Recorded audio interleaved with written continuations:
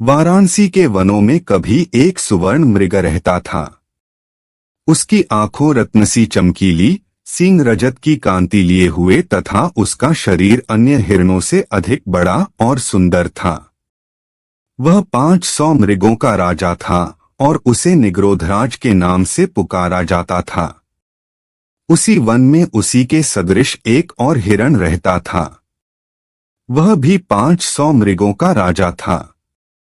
उसका नाम साखा था। उन दिनों वाराणसी नरेश को हिरण का मांस बहुत प्रिय था। हर रोज उसे हिरण के मांस के नए नए व्यंजन खाने का शौक था।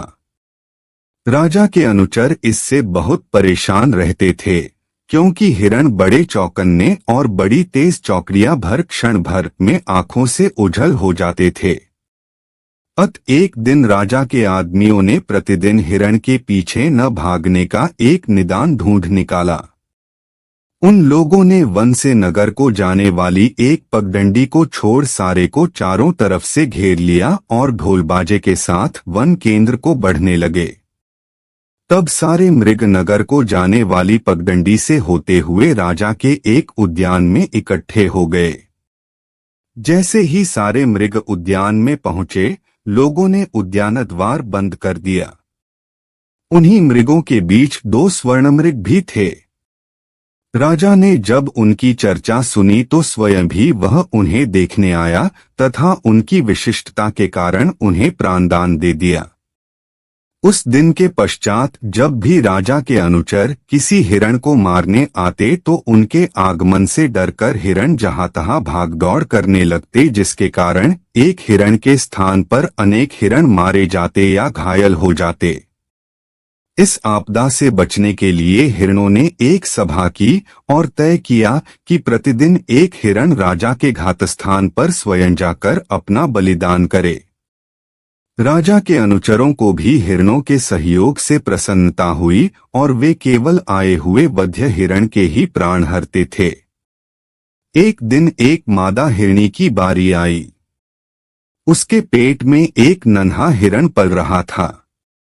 चूंकि वह साखा हिरण की झुंड में रहती थी, इसलिए वह अपने राजा के पास जाकर अपने बदले किसी और को भेजने की प्रार्थना करने लगी। शाखा हिरण ने उसकी बात को यह कहते हुए ठुकरा दिया कि कानून में परिवर्तन संभव नहीं था। रोती बिलखती वह हिरणी फिर निग्रोधराज के पास पहुंची और उसके सामने भी अपनी प्रार्थना दोहराई। निग्रोधराज ने तब उसकी सहायता के लिए अपने प्राणों की बलि देना उचित समझा। अगले दिन जब राजा के अनुचरों ने वध्य स्थान पर एक स्वर्ण मृग को मरने के लिए तैयार खड़ा पाया तो उक्त घटना की सूचना तत्काल राजा को पहुंचाई। प्राणदान पाकर भी वह हिरण क्यों मृत्यु के लिए तत्पर था, इसका कारण राजा ने जानना चाहा। इसलिए उसने तत्काल घटनास्थल पर पहुंचकर निग्रोधराज से उसकी मृत्यु की तत्परता का कारण जानना चाहा। निग्रोधराज ने तब उसे गर्भिणी हिरणी की कथा सुनाई, जिसे सुनकर राजा ने उसके साथ उस गर्भवती हिरणी को भी अभयदान दिया। निग्रोधराज